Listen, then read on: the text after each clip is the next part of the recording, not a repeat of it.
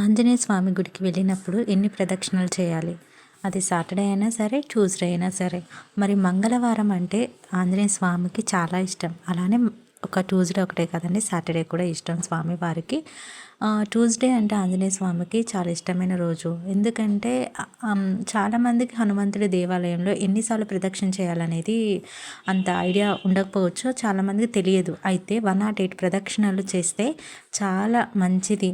కానీ దానికి మనం హెల్తీగా ఉండాలి. అంటే మన శరీరం సపోర్ట్ చేయాలి.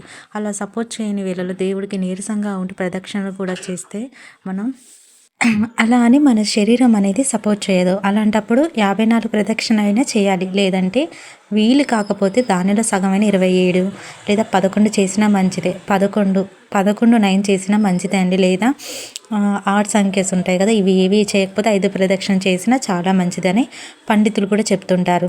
అలా ప్రదక్షిణలు చేసేటప్పుడు ఈ శ్లోకం చదవాలి. అంటే అదేమిటంటే ఆంజనేయం మహావీరం బ్రహ్మ విష్ణు శివాంతం కం శివాంతకం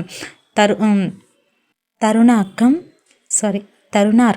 ప్రభం శాంతం ఆంజనేయం నమామృహ్యం నమస్కారం అనమాట. ఇలా చదవడం వల్ల ఉన్న ఇబ్బందులన్నీ తొలగిపోతాయని మన పండితులు కూడా చెప్తున్నారు.